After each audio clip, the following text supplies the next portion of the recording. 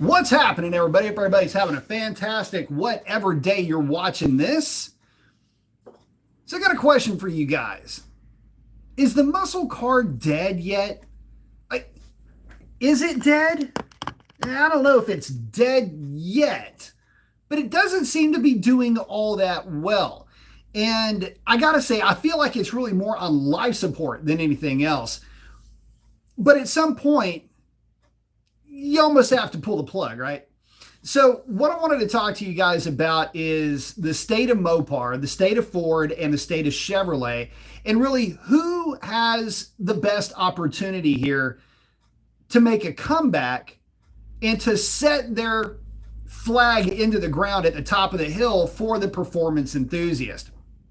So, I'm going to let a few of you guys get in. I'm going to make sure that my beverages are beverageating. I think we're doing pretty good.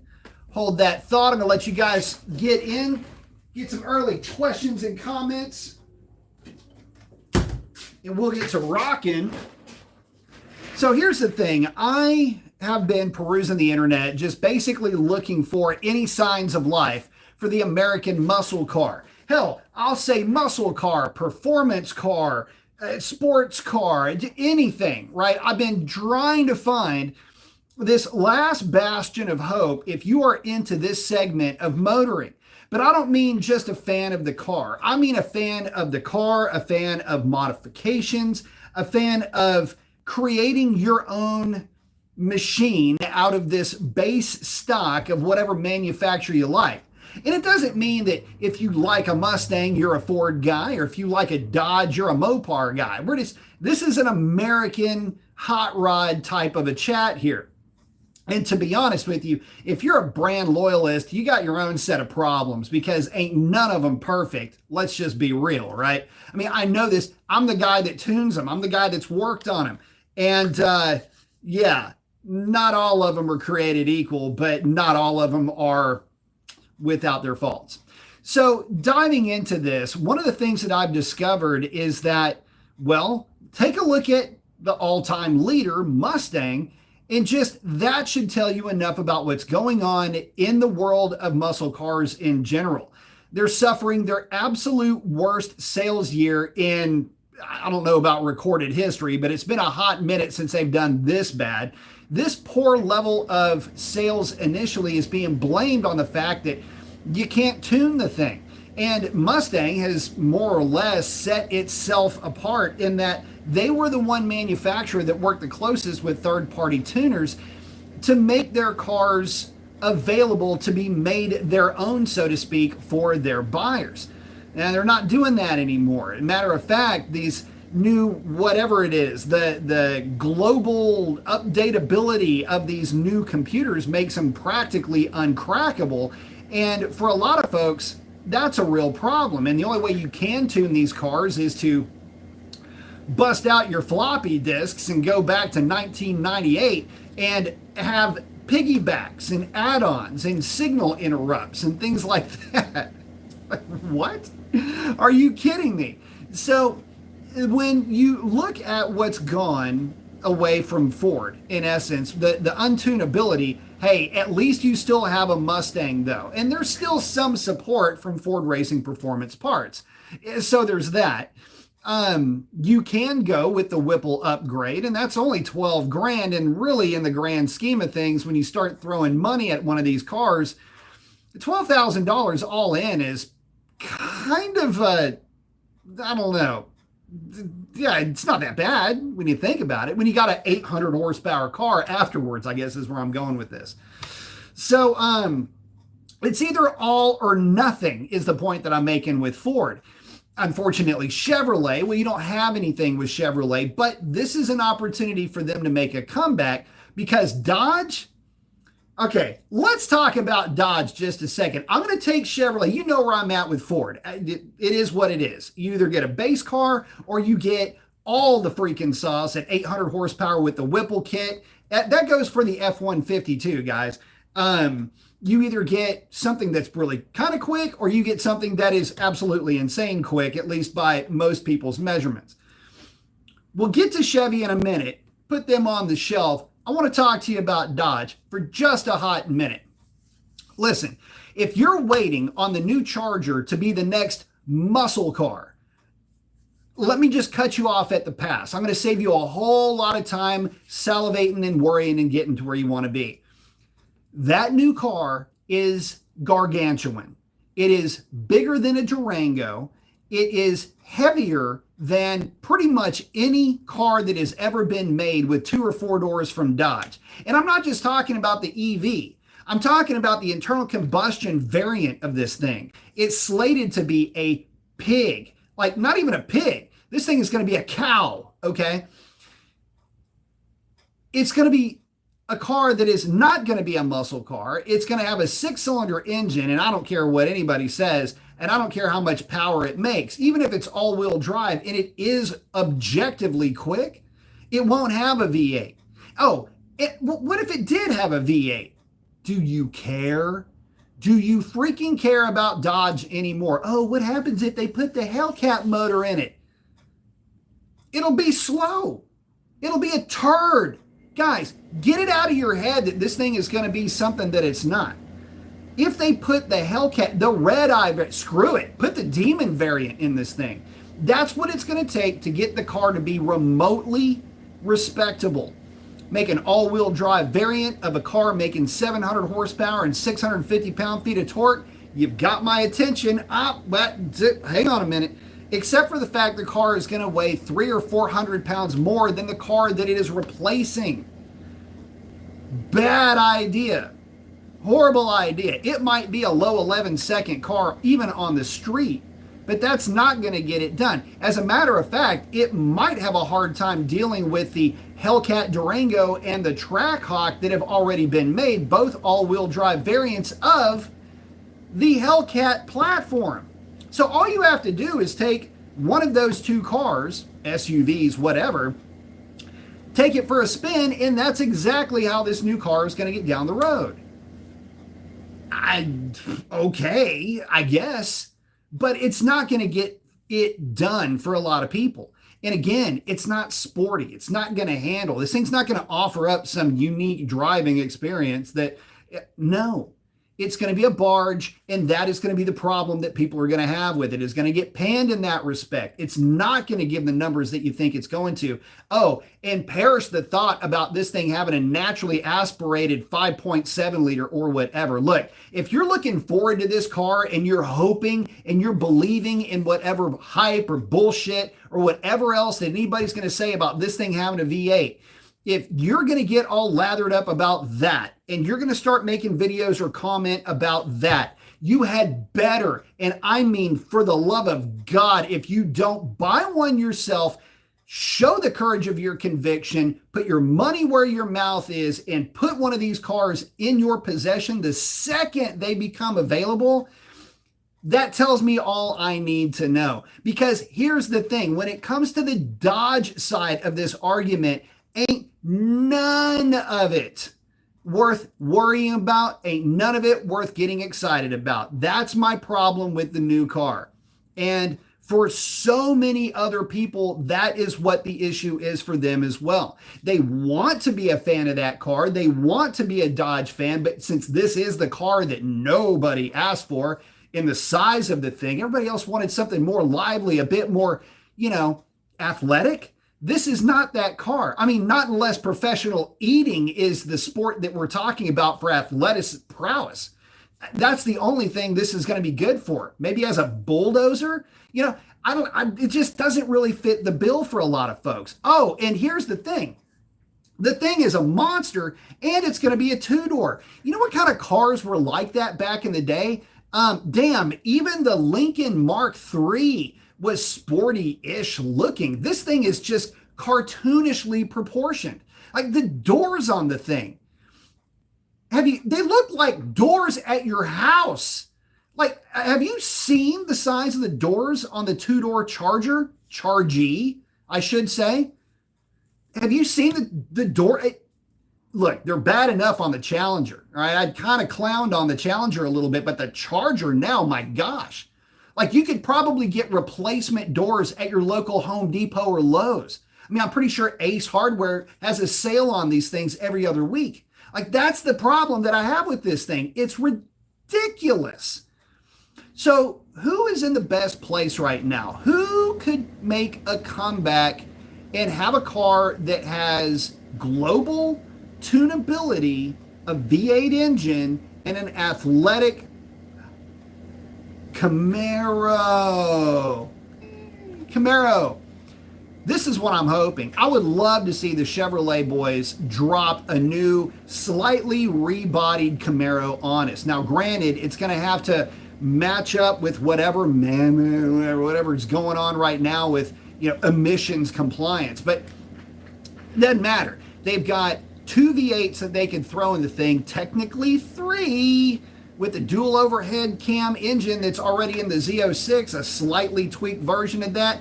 Take advantage of economies of scale, put that in a new Camaro, and now you've got a new Z28. Call it whatever you want, but now you've got an engine that's potentially making 500, 550 horsepower, maybe even more in the Camaro. Put a 5.3 in it as a base V8, give you a 6.2 as an upgrade.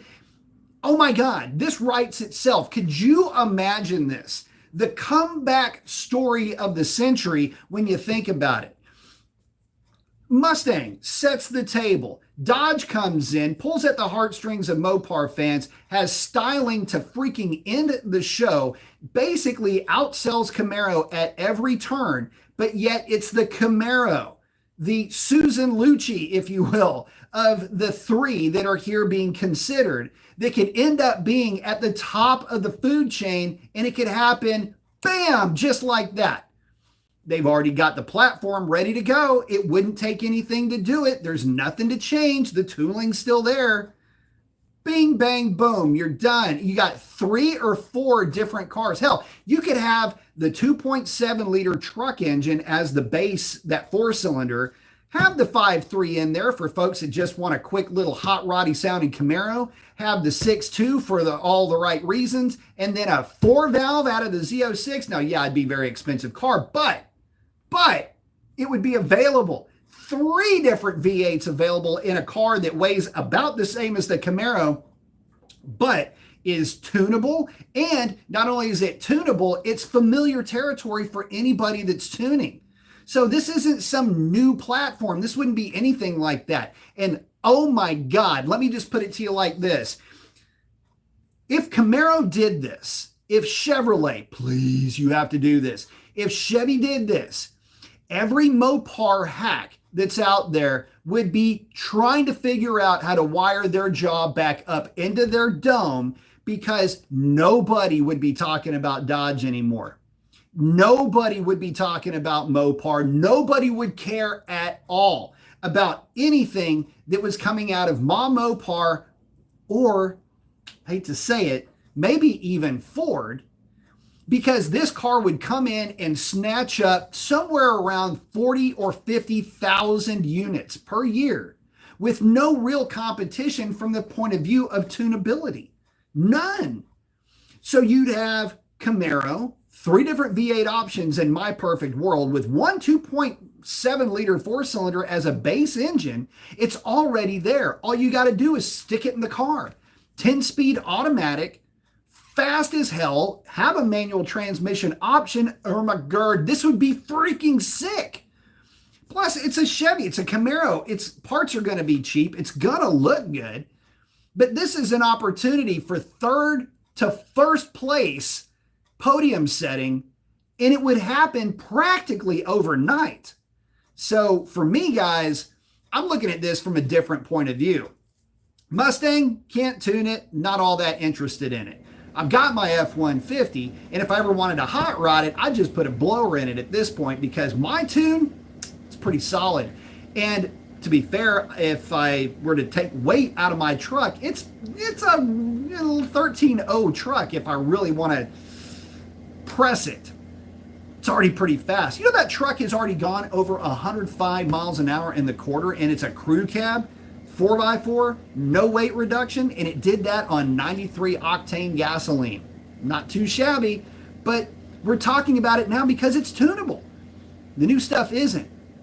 You also can't tune the new Rams. See, haven't forgotten about the Ram. And that's another idea. Somebody needs to right now figure out how to hot rod the Ram without piggybacks.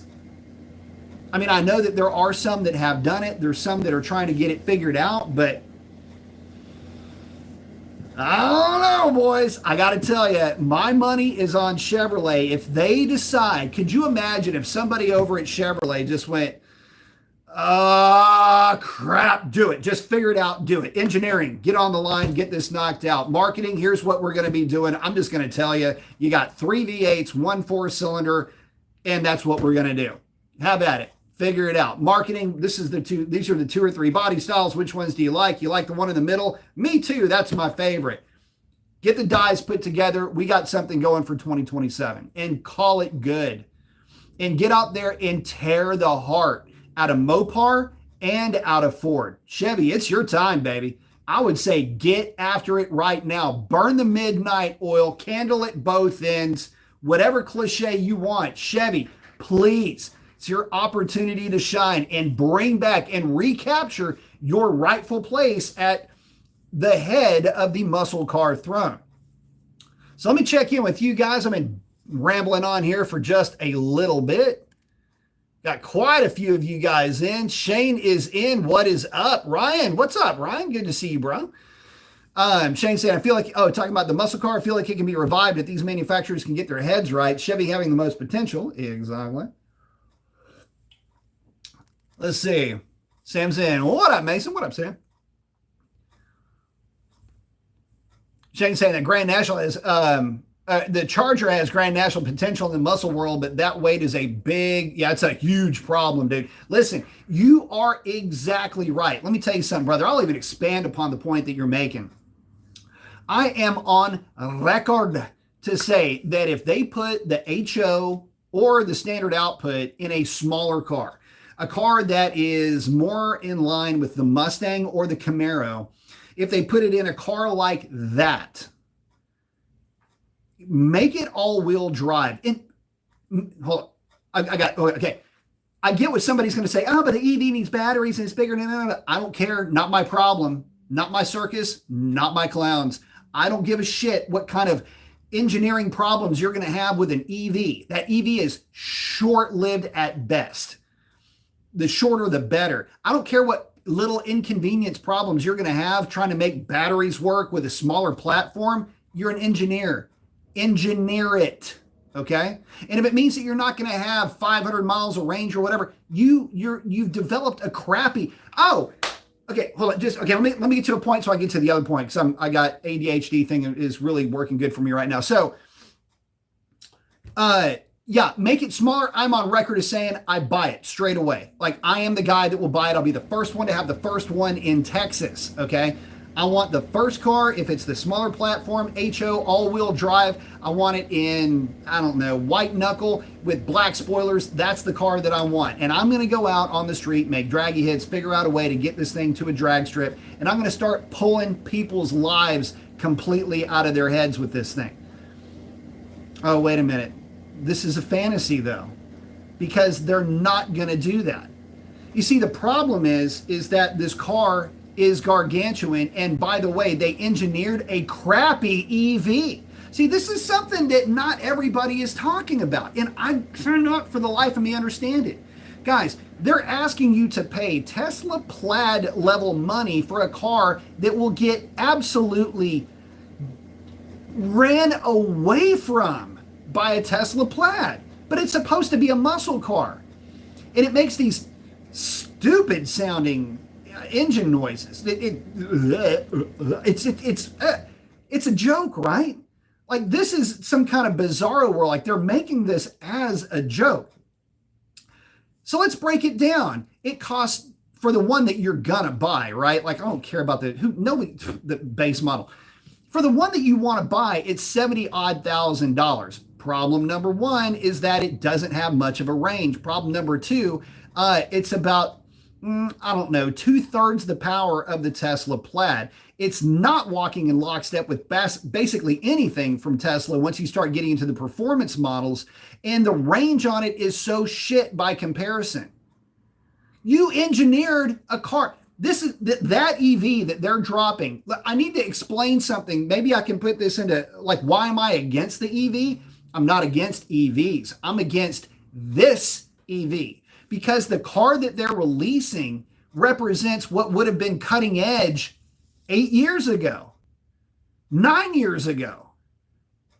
Like, this is back when the Porsche Taycan would have been the shit. Back when the Tesla Model S was running 11s, and it was doing it basically because it was running out of RPM on the back half of the track.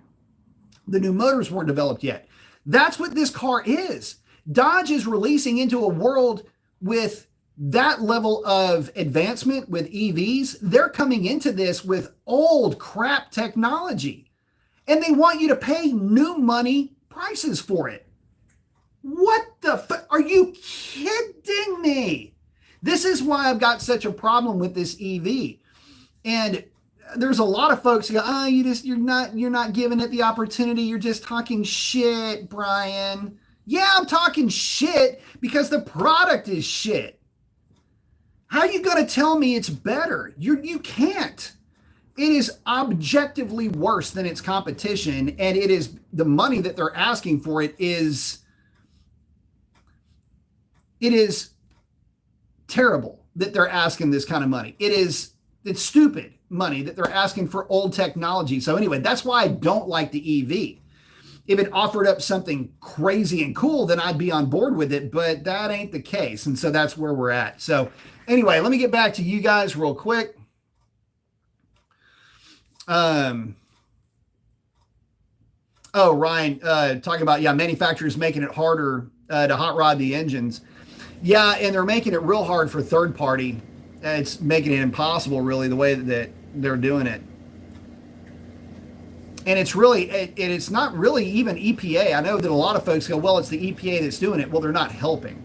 But a lot of it is they're trying to protect the encryption so that these cars don't get hacked. Remember that deal that Dodge had where you could literally hack a car going down the highway?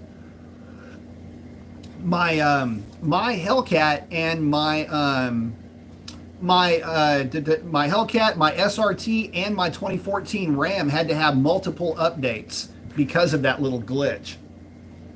Sovereign is in saying, hey folks, hey, oh, he's got the bald guy with the shades and he got the cadence right. I like it with the flicks. Oh man, I just blew this up. What happened here? How did I do that? I just blasted past everybody's comments. Hang on, let me get back to where I was here.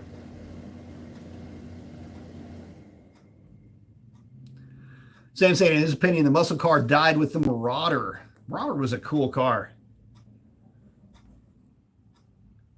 Sovereign's liking the gas cars. I agree.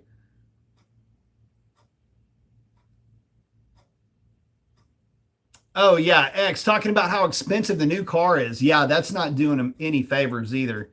Oh, the body-on-frame platforms. Yeah, we've had unibody for a long time, but yeah, the body-on-frame was always a really good play. Always comfortable, too. So I'm saying you care a little bit more of it at a 392. The problem with the 392 is it's going to be slower than the HO. And that's a problem. Even though the sound is going to be there, but it's going to be expensive, man. That's the issue, is that a lot of guys are just going, look, I can't deal with this slow shit, man. The heavy is not a good thing. That's all. Martin, thank you very much, man. Saying, I'm installing a leg maker and swapping the intake manifold for the one I'm porting soon. Car had a throttle body spacer when I bought it. Should I ditch the spacer or swap it to the new setup? Get rid of it. You do not need a throttle body spacer on that whatsoever. It does nothing. I tested a spacer, and then there was one that had some kind of twist crap to it. Thank you so much for the support, though, man. I really do appreciate it. And coming in from Canada, it looks like. Nice, dude. Sweet. Thank you. But thank you very much for that. No, don't worry about the spacer. The leg maker is a good intake too. I had really good results with the leg maker. And if you're swapping in a ported intake, it doesn't say if are you on a 392 or are you on a 5.7? If you're on a 392, one of the things that, oh man, I got all my porting kit back over here. One of the things you're going to want to do is if it's, well, let me know if you're a 5'7" or a 6'4", because I don't want to have everybody. But yeah, let me know what you're porting. I want to give you a couple of a couple of pointers while you're doing those intakes. I've ported. I'm not going to say hundreds because it's nothing like that, but I ported probably of the 5'7s, I'd say maybe 30 something, more than 25, less than 40. I've literally lost track. The 6'4s, though, I've done probably 40 to 50 of those, probably 45 to 50 of those. So yeah, I know what you're up against with both of those intakes. And I kind of quit doing it. But I can tell you there are some things to look out for. I've got some shortcuts that work really well, but those shortcuts, you got to make sure you keep that polymer cool if you're going to be heating it up quite a bit with a lot of cutting real fast. I got to where I was taking a ton of material out. But man, thank you so much for the support, brother. I appreciate that.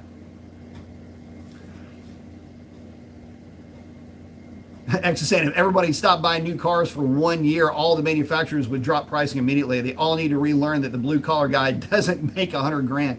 Listen, man, there was some of that actually happening. I mean, look, there is a lot of cars on lots, and there's a lot of cars on dealer lots as we speak. So yeah, you're exactly right. Skids is in. What is up, man?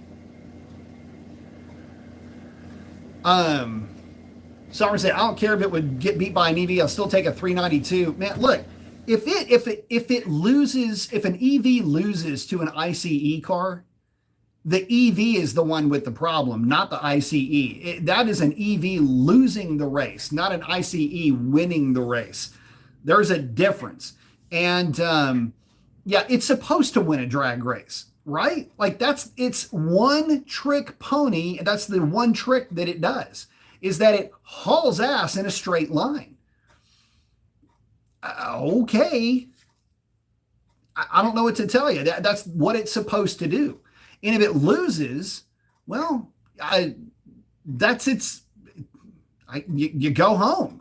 That's the funny thing for me about EV is that there's no romance with an EV. And that's the problem. I'll tell you what, a little bit off topic. I recently did, I'm doing motorcycle reviews a lot now. In fact, and this is kind of some news for the channel too, that I want to drop on this live. But before I get to that, I've been doing a lot of motorcycle ride and reviews. And lately I just posted it about a day ago. Posted a motorcycle that if you are a motorcycle enthusiast and you're into racing and all this other stuff, you go, why would you even waste your time? The Royal Enfield Continental GT. Guys, air-cooled, well, air and oil-cooled, but air-cooled, parallel twin. I don't even think it's a 270. It's like a 180 or a 360 parallel twin. That bike was the most characterful.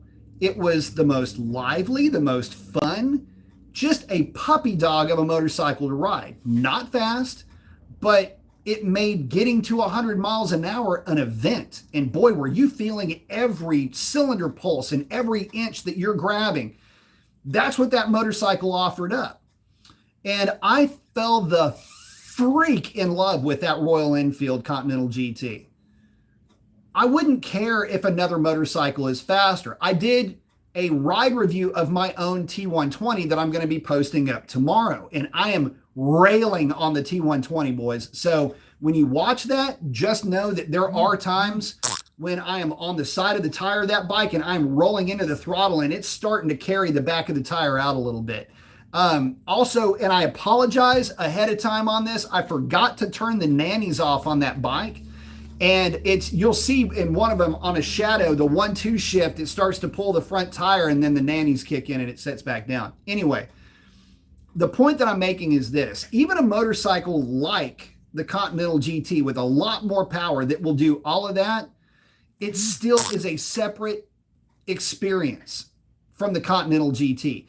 This is the point that I'm getting to. Just because something is faster doesn't mean it's better. Just because something has more power doesn't mean that it's more engaging to drive. Just because something is more refined doesn't mean that it is more engaging to be a part of in that respect, whether it's like a spirited drive or something along those lines. That's what I'm trying to get at here. There are machines that are out there that give you a driving or a riding experience that you simply can't get from a more refined vehicle.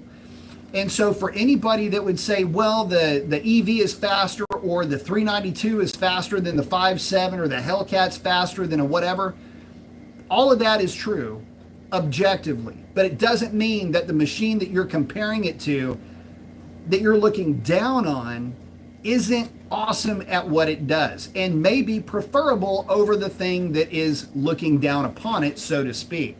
And that's where really I am with a lot of this. There's so many really good options that are out there, and trying to sell us something that is objectively better is not subjectively superior. And it's the subjective part that makes a lot of people buy the thing, not just the numbers. Because let's be honest, what a lot of these numbers are basically, they don't matter to most folks. They don't mean anything. In other words, there's no way to understand what 0 to 60 looks like, or quarter mile times look like, or anything like that, because from a practical point of view, none of that stuff matters. The view from the windshield is always the same, no matter what car you're driving in.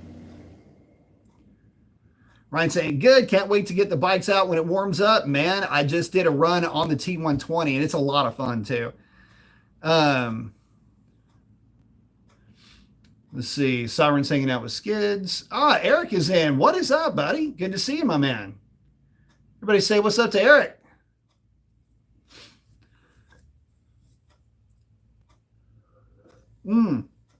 Shane's talking about those gigantic flat screens, dude. Yeah, no kidding with that. Dude, I'm telling you, if you haven't seen it, shit. I was back into training and I jacked up my wrist right here, man. I put any weight on it. It's driving me nuts. Anyway, yeah, the flat screen, the whole thing, it looks like something it looks like a spaceship on the inside. Hard Rock, two-wheel Saturday. We're going to get to that here in just a second. DM saying, good evening, chat and friends. Good evening, DM. Shane saying, maybe Chevy brings back the Monte Carlo. Hard Rock's talking about the Chevelle. Yeah. Absolutely make it lighter. Yeah, so yeah, the main thing is this. I'm going to scroll past some of you guys. Hard Rock's talking about he drove a GTR. Yeah, crazy quick, but not the same experience. And that's really what I want to get to in this. Guys, so look, I'm just going to get to the point here. Until there's something worth talking about, until there is something from either Chevrolet, Ford, Dodge, or whatever that's really worth talking about, I'm going to bow out of this for a hot minute. I think that I've answered so many questions on this channel when it comes to Mopar performance. I have been in and around this stuff now for 10 years.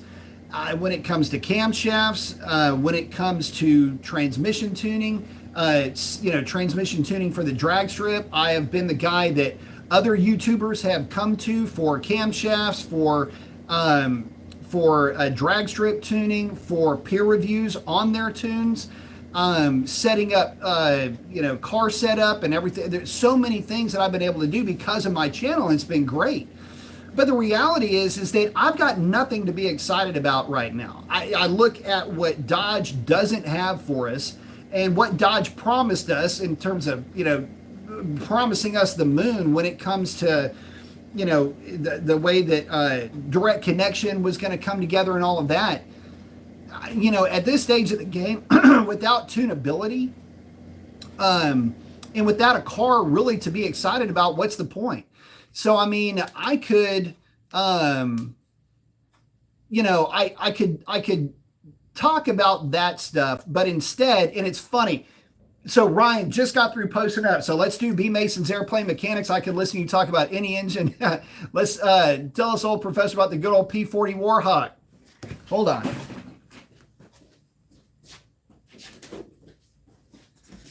So brought to us as an interwar product, this thing, the P-40, and this would be a P-40, probably it's not a November, it's not a Mike. It's definitely Allison powered. You can see by the air intake right up here. Anyway, yeah, the P-40 derived from the P-36. That airplane shouldn't have made it past 1940. But the problem is that it kept being pretty damn good. It's one of the only two American airplanes, the P-40 and the Wildcat on the naval side, that made it from the beginning to the end of the war and did most of the heavy lifting. And taught, if it weren't for this airplane, which by the way had a ton of aces attached to it, even though a lot of folks said it wasn't all that great, it was actually a monster below about 12,000 feet. People say 15, but really below 12,000 feet. Difficult to mess with a P-40. You go full stick right, full stick back, that thing will dive down to about 410 miles an hour faster than a lot of other airplanes that were out there. Anyway, yes, I can definitely get into that. But let's see. Only hope in four-wheel world, maybe Ram. Yeah, maybe. I mean, listen, the only vehicles that I'm even remotely interested is if Tin Kaniskus brings back the Little Red Express or the Warlock, the street variants of the RHO, basically, which, you know, I do know are coming. I mean, you've heard it here first. Yes, the street variants are on their way, but they're a number of years out. So don't hold your breath. This stuff isn't coming anytime soon. And they're just going to be hot-rodded versions, or they're going to be street-going versions of the RHO. So yes, very quick, but nothing that's going to be discernible from what you've already seen in the Platinum Edition trucks. That level of performance, that's what these would be able to put down. So still very cool, but you know, I would rather do shows that are going over, okay, we're going to talk about engine oil on the live show, or we're going to talk about, you know, something along those lines. I don't know, just pick random stuff, but that's kind of where I'm going with this. That's the direction that I'm going to start leaning, because talking about Dodge anymore, if I'm being perfectly honest, I couldn't be any more bored with it. There's nothing coming from the brand that I can get excited about. I've already done and seen and had my hands into and bled all over all of the car variants. And so, oh, and here's the other thing. As far as recommending shops, don't even ask me to recommend a shop. None of these guys are paying me. None of these guys are going, yeah, man, listen, if you give us leads, we'll hook you up with, ain't nobody doing that. So whether I used to work for them or whether I've done business with them in the past, call around. Local stuff, by the way, is going to be better than anything, because you can have direct line of sight contact with your own vehicle. So, and at this stage of the game too, the Mopar tuning, so many people have lifted other folks' tunes. And I know this because I've actually seen a tune that looked like practically identical to one of mine. And they screwed up in one spot and they didn't change one thing. And I knew it because it was the thing that the person was complaining about. They asked me to fix it for them, and I told them to fuck off, get back with their tuner. And so anyway, I have helped a lot of folks out in that respect. But once I started seeing some shit hit and I know this because there's I'll put a certain number in different cells that'll identify my tune. It's kind of like that trick that they did when they tried to find who was leaking information. They put like extra space or whatever after a period or between words. I'll do that in my tunes. And I found one that was like that, but they didn't change something that I had told somebody to change in their tune as a peer review, and they didn't. And it was their bad because they saved it they saved it. They made the change, but they didn't save the tune when they uploaded it. Dumb motherfucker. Anyway, that tune got out, and I went, not doing that shit anymore. Fuck that.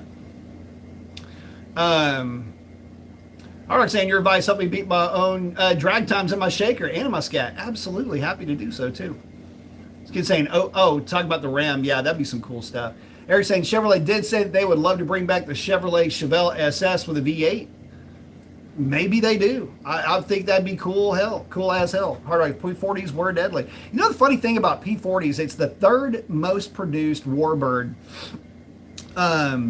Tons of P51s were made though, and if it weren't for the P40, the P51 wouldn't have ever been made. And another fun fact, one of the earlier renditions, it was like either a Delta or an Echo version of the 40, looks practically identical to a P51.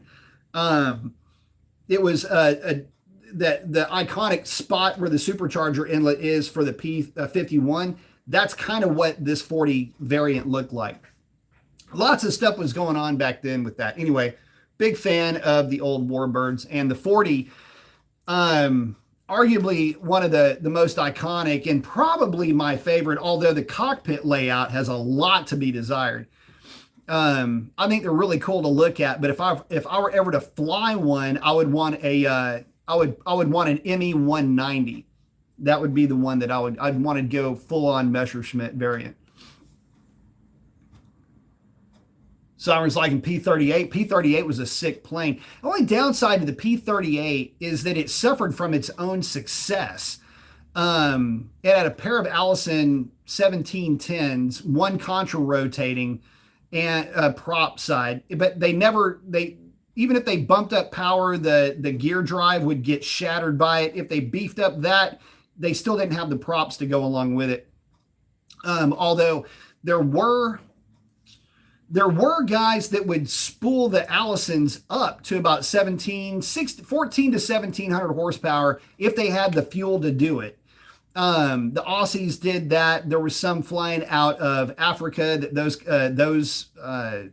those guys would hot rod them too, but you had to have the fuel to do it. And even then, it was still going to be a little bit behind from a turn standpoint. They had a very fast roll rate, but they did not have a very fast turn rate,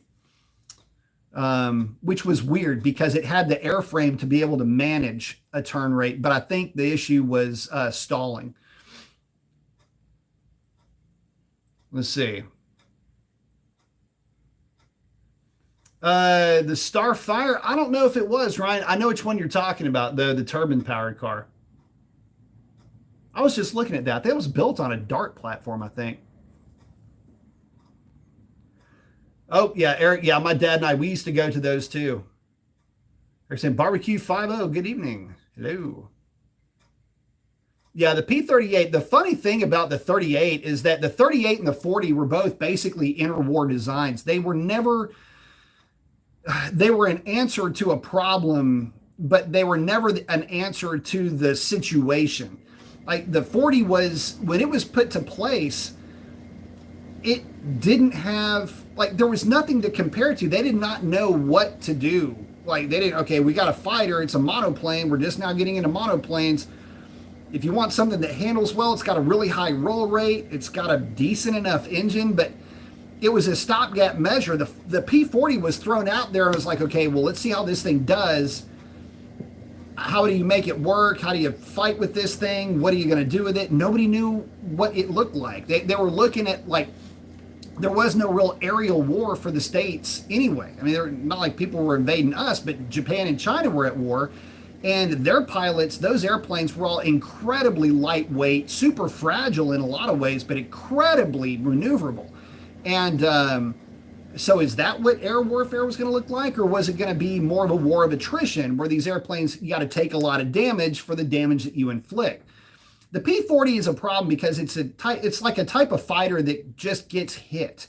It's like a Chuck Liddell type of a fighter. It's really good at a few things, got knockout power, but its main asset was that it had a majorly good chin. And that is not a smart way to win fights. You don't use that asset to try to use it as a tool in the fight. Hit me, maybe break your hand hitting my face. It doesn't work like that. But that's in essence where the P-40 was. Had a great airframe, decent enough performance, and later on in the war with the Mike and November variants, it was actually pretty good. But the reality is that you had other airplanes that would outperform the P-38, which the P-51 did at high altitude, much less expensive to build too. So at that stage, I mean, why bother with the other airplanes? One's too expensive and it's a pain in the ass to source parts for. That's the 38. The other is the 40, which had already been relegated even mid-war to being a trainer and to being a ground attack, which was the P-40 was basically the A-10 of its time in a way. So that's, anyway, we're getting a little bit off topic from muscle cars, but yeah. P-40, P-41, whatever it takes. P-41. Stuka. Stuka is an interesting airplane. 1,200 horsepower, yes, but it only had a single stage. And it wasn't that great of a supercharger either. BF-109 is a really good one. Later in the war, it would have been a Messerschmitt. The ME and the BF, the only difference is where it was made. Yep, they had to counter-rotate the blades. And that airplane, it had unfortunately hit it was like a genetic dead wall with the 38 because it had everything going for it except a gear drive, which could have been fixed. It needed better propellers. But there was a point at one point with the 38, there was a variant of the Allison with the turbocharged, because that was super and turbocharged high altitude, that would have put it at about 17 or 1800 horsepower per side. And it would have allowed it to go about 460, 470 miles an hour at 25, 30,000 feet. I think I had a 30,000 foot ceiling realistically for those power numbers. But it was the metallurgy and the turbos that held it back. And so they're going, God, we just cannot win for losing with this. So that's the reason why. Yeah, they could have made it better, but then they had the 51 that did everything that they needed it to do. And it was way more cost effective. So you could have, for the same budget and for the same time frame, because they took a lot less time to make. So even if money is not the object, 51s cost a lot less to make in terms of money, but also in time. You could have 30 51s in the amount of time it'd take you to put 10 38s together. And so, which would you rather have, right? X is in. What up, Professor? What up, man? Hard Rock. Yeah. Zeros were bad. Bad news for sure. P-51 was awesome all the way around. Yeah. Yeah, I know which one you're talking about, Ryan. There's a 51. You know what's funny is they used to use, oh man, what was it? Who was the manufacturer of this? They used 460s, the Ford engines, in one of these smaller variants of those replica type planes. Yeah, Tom Cruise did use his own 51. I think Tom Cruise's 51 was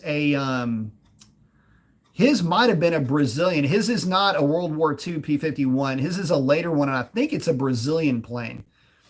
By the way, that's where a lot of the airplanes that you'll see in air shows, a lot of those are not World War II planes. They're all Brazilian. A lot of folks don't realize that in South America, into the mid to late 50s, they still use P-51s, F-4U Corsairs, Hellcats. They'd use pretty much anything that was surplus, P-40s even. Fun fact, the last time a Corsair shot down another airplane, it was a P-51, and that was in the soccer wars in South America, just so you know.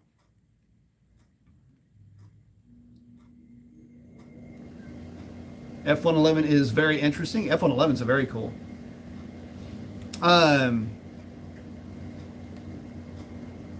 Skids, have you ever seen the W3 engine on a HD frame? I think I did. It's been a while back though. Yeah, if it's the one I'm thinking of, that thing is badass. Later aircraft, yeah, the F-14 is definitely cool. 150 cubic inches, damn it. Martin's saying okay, so on the 5.7, okay, the cool thing about the 5.7 when you're porting that one, you don't have to take a ton of material out of the mouth of the 5.7 manifold. Just open it up to where it is larger than the opening of your throttle body. Don't worry about getting that manifold or the throttle body ported. 80 millimeters is good for the 5.7. There is a length of tube in the 5.7 that kind of graduates back and tapers in. You can take some material out of that, but you'll be messing with it forever and you won't really be able to gauge where you're at because it's so far into that manifold. Just clean that up a little bit. If there's any, I don't think there's any casting flash on that portion of the cast. Anyway, that would be my main advice for the 5.7. And then just do the normal, do your Mickey Mouse ears on the port. Make sure that your transition, it's a 2-piece manifold, so make sure those transitions are smooth. Don't try to remove a lot of material. That's not going to help you. Just only smooth the transition area, and that's it. Don't go too deep into the runner. It's not going to help you out a ton. And then clean it out really good, and you'll be set. The 5.7 manifold is a really good flowing manifold. So, yeah, you'll be in really good shape with that. Ryan said F4 is a good looking airplane. Yeah, it was. Very rugged craft too. Yeah, Hard Rock, I saw that. I responded. Yeah, awesome bikes on that show, dude. That was killer to see that. Mark said, I think the mouth was already 85 when I threw the calipers on it. I've seen them as small as 78. So the main thing, as long as you measure it, just, make sure though, when you put the throttle body on there, regardless of what the number is, mount the throttle body, and then, because I have a throttle body, a dummy throttle body, 84 millimeter. Mount it onto the thing and check it to make sure there's no lip of the manifold intruding into the opening that the throttle body makes. I've seen that happen with Mopar manifolds where you've got, hold on, let me see if I can grab that real quick. Hang on, dang it. So this was the manifold. This is the throttle body that I used to port those manifolds. And what you want to do, you see all the markings all over this thing. But what you want to do is make sure that you don't have a little bit of that manifold, that's encroaching, and then you have a gap down here on the backside somewhere. So that's what you're looking for. You just want to make sure that there's nothing encroaching right in here or down here, and that you don't have a situation where you mount the thing and you've got to like adjust it or do whatever. That's the main thing with that.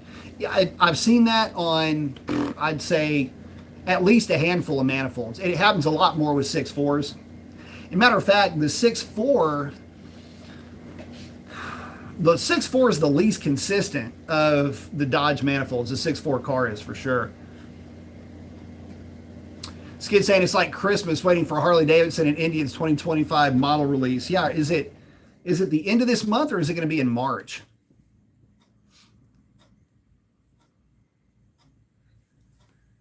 Ryan saying, my old lady wants the old Scout in on 2 new Scout 60 bobbers so she can have her own now. Nice.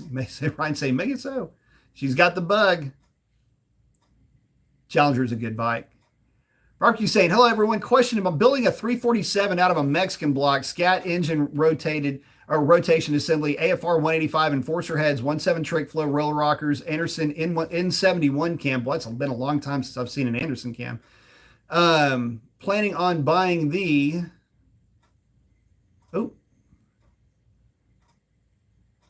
barbecue. Looks like it lost. It quit. Oh, Holly Systemax shooting for 400 horsepower. Any suggestions what I have? Systemax is good. I mean, I like the intake quite a bit. I don't remember the specs on the N41. I had a B1 or a B2 in a 427. The 185 heads are good. When he's talking about a Mexican block, it's a high nickel block. Not quite a dart block, but it's just the Mexican casting was a higher nickel block, stronger than a normal, the regular 5.0 block. So far, it looks like you're off to a good start. What you're building, and again, the Holley Systemax, I mean, it'll be 400 horsepower on an engine dyno. It'll have good power through the mid-range and good partial throttle. I don't know what if you could throw the specs of the N71, because I cannot remember them off the top of my head. It's not a 220, was it 228, 232 or something? God, man, it's been forever since I've looked at an Anderson camshaft. But so far, so good. I mean, it's going to be a pretty solid cart. I'll tell you this, 400 horse, you just don't over cam it. The main thing with that setup. So to give you an idea, my 351, which is basically what you're building, has AFR 185 heads. It's literally, it's the earliest set of heads that ever hit Houston. But it's got AFR 175 heads, shorty headers, but it's on a low compression 351 block. It's really only about 8.5 to 1. It was originally going to be a blower combination, and my dad just liked it naturally aspirated, so he left it that way. But it's got a GT40 upper intake, or obviously upper and lower. Truck setup, though, so it's not even ported. But it's got an F-cam and 1.7s. Blueprint's engine that they offers up a cam. It's basically a TFS stage 1 cam. If you remember that one from back in the day, it's 218 on the intake, 224 or 226 on the exhaust side, and like 550, 540, 530, 550, something like that on the lift end of it. So it's a small cam, and it's rated at 450 with long tubes. I forget, probably an RPM Performer air gap on a dyno. So just to give you an idea as far as what other combinations look like and what they make, that's one that comes right off the top of my head like that. So, but good combination, be a fun package, no doubt about it. But dude, barbecue, seriously, bottom of my heart, dude, don't overcam that thing. What'll happen is you're gonna keep finding yourself creeping to the bottom of the page on the camshaft. And if you go above, for that intake and for those heads, you need to be at about 10.5 to 1 compression. But you're going to be a little bit NOx sensitive, right? So it's going to be sensitive to fuel quality. But I need you to be at least at 10 to 1. If that is the case, then the cam that I would suggest would be somewhere in between, say, 222 on the intake side, 230 on the exhaust, depending on what headers you're running. That would be the route that I would go, with an intake center line of like 109, and take advantage of the Systemax. Systemax great because it uses a truck style lower. It's a square port lower, and they flow really well. But you don't want to over cam it, because what'll end up happening is it'll be soft through the mid range, and then it'll get soft on the big end because the intake just won't flow it. You need a shorter runner to really start to take advantage of the high RPM potential of the much larger duration cams with that particular setup. So that would be my suggestion. I had put back in the day together for guys, they call me up, go, hey, this is what I've got. What do you want to put together? Or when I worked at Flat Rate, they'd bring in cars. I'd put together the combinations for them, and they'd run off. But that would be a combination that I know would work really well for that particular setup. As far as rear gear goes, depends on how spicy you want it, but anything with a long runner intake, I would not go any more aggressive than a 355 gear. I've got a 373 in my 351, and I would rather it be even a 323, just for a street car, so that you've got longer legs, because, it'll be punchy as hell, but again, not knowing what you're putting together, this could be going in a boat for all I know, but just kind of giving you an idea as far as my experience with those combinations, and, let her rip. Sam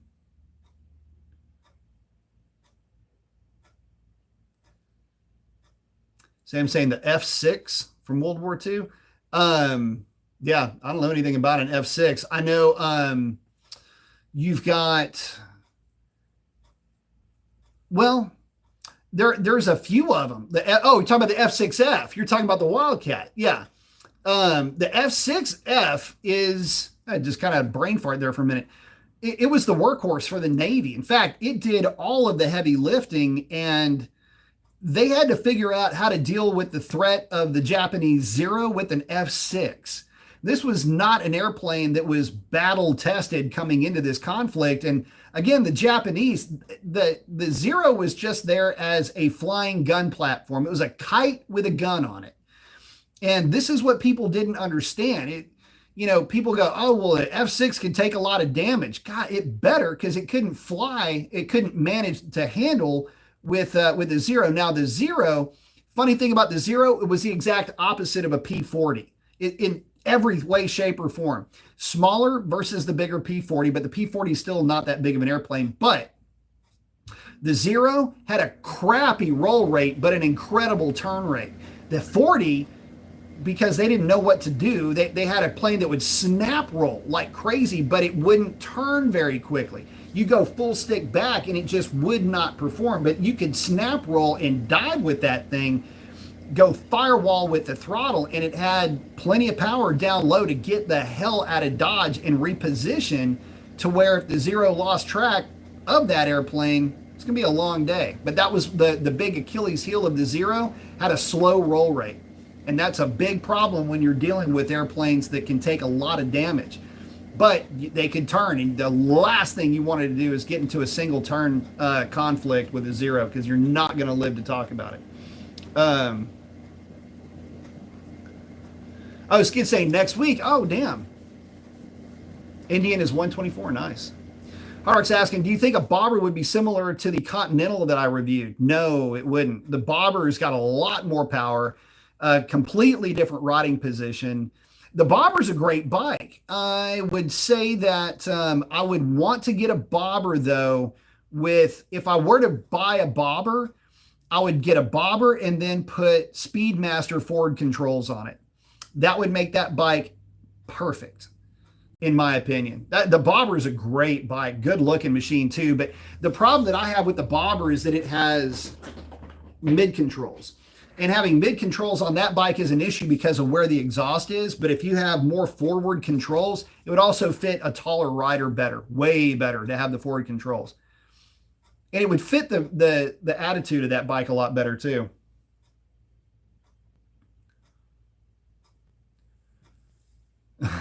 Right, go full sissy bar with a perch. All right, so that Africa Twin bike was very cool. Yeah, the Africa Twin would have been really fun.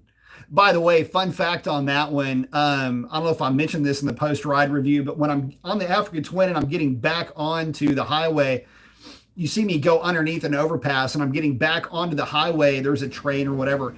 I start rolling onto the throttle and that whole area is covered in dirt. And the back end of that bike started to step out, and I'm pouring on the throttle trying to get it to step out a little bit further, and the nannies kicked in a little bit. I was like, oh.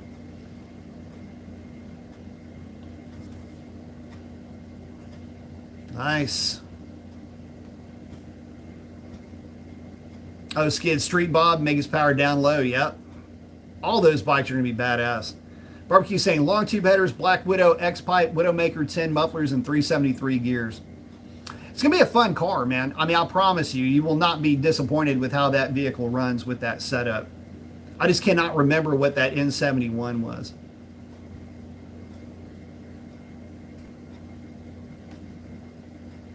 Oh yeah, the Bobber is a lot more powerful, especially when you're trying to get on the highway. Rolling into the throttle on the Bobber is going to be marketably more chunky. It's going to be a lot beefier getting onto the highway. The downside to the Conti, as fun as a bike as it is, you just don't have a lot of power on reserve for accelerating. I mean, I was flogging that thing to get it onto the highway, but it was fun to do it because I wasn't running the piss out of it, but I mean, I was running that bike to get it on the highway. It's kind of exciting. The thing about the Royal Enfield, and this is something, again, it's another point that I failed to make. The Royal Enfield harkens back to a period of time where it was all about surviving the experience. Not that you survived it. Like, there's no question you're going to survive it. It's just, you made it through, right? Like, I had to be on it to get on the freeway and all this other stuff. That bike will go 100 miles an hour. Make no mistake. But getting onto the freeway with that thing, I mean, it's making all the noises and it's old school and it's just as sweet as a nut bike. Plus, Again, you can park that thing at 80 miles an hour on the freeway and 90 miles an hour on the freeway, and it'll be just fine. And that was a weird thing about the Continental GT is that an indicated 80 or 85, it was very happy. And it had plenty of power on reserve with just a slight twist of the wrist.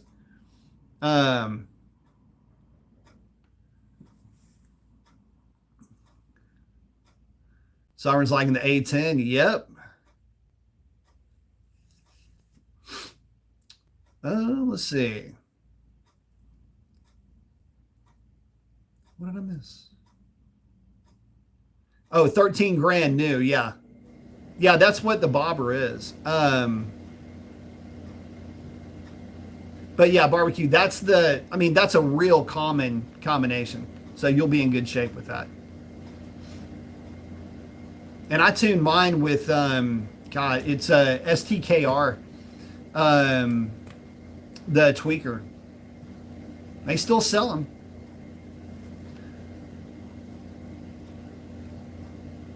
You know, it's funny. I tuned mine with tweaker, okay? But if you wanted to, if you're going to keep it fuel injected, if you're running Systemax, you are.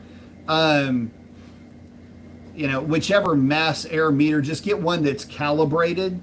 You can do old school with it if you like. Get one that's calibrated, go 30-pound injectors, and run 14 degrees of timing base, and you'll be basically where you're going to want to be anyway. So I went in and did a ton of time, you know, all this other. I mean, unless you are absolutely going for the last nth of performance out of this thing and you're going to actually spend money for someone to tune it on a dyno, just old school with an old school methods with an old school setup, it does not fail to do well.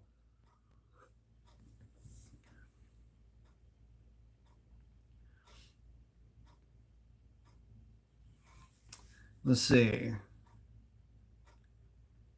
Oh yeah, Triumph does an awesome parallel twin, no doubt about it. Um,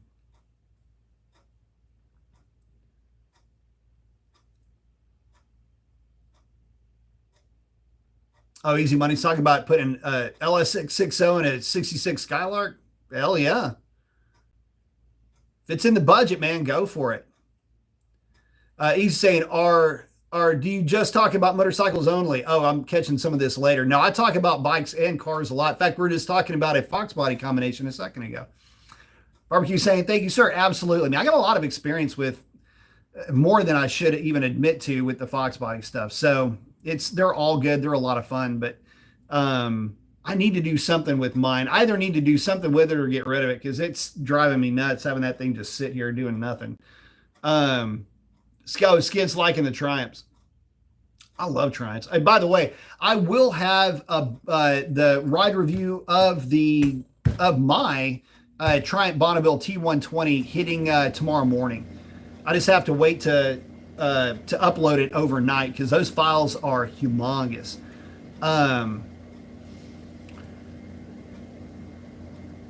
Roger said, I'm more experienced on dirt than on street. That's why I was thinking the Bobber. The Bobber is a good bike. But it's not without its ergonomic challenges. If you set it up the right way, it's really good though. But with that, guys, I'm going to start to wrap it up here. We've been on the line. What is this? 1996. Been on for about an hour and some change. But no, seriously, what I wanted to say is getting back to the cars thing. Look, until Dodge or Ford or Chevrolet does something cool, I'm going to have a hard time getting worked up about talking about it anymore. I'd rather talk about like what Barbecue was putting up, Fox body combinations, stuff that I've done, you know, just with the minor amount of stuff that I've done with LS combinations. You know, I'd almost talk about stuff like that. But the main passion for me, Two Wheel Tuesdays. So be on the lookout for that. Typically, Two Wheel Tuesdays are going to kick off around 7 o'clock ish. So that's going to be kind of the time Central Standard that I'm going to be working on getting those up and running. And as far as Motor Chat, I'll still do it. It's going to be a little bit more sporadic though. And we'll see how it goes. I'll just put it to you like that. And with that, Thanks for stopping by. Listen, if you made it this far into this, you're a trooper. Want to say thank you very much. If it's your first time on a live show, look, my live show, really any of my videos, if I'm being honest, the ones that are even remotely watchable, they're all just background noise generators. It's just something for, car, motorcycle, whatever related stuff to be playing along in the background. So that's really the main focus of my channel. If you like what you're seeing, please like it, please subscribe, share it. Helps a ton with the algorithms. Doesn't cost anything. Hit that subscribe button. That's the big one. And with that, guys, be on the lookout. Two Wheel Tuesday coming up. Look for the ride review on the Bonneville T120 hitting tomorrow morning. And that's it. So with that, guys, I got to go. Get out there and do something cool for somebody. Chances are they need it way more than you know. And with that, now I'm out of here. Take care, guys.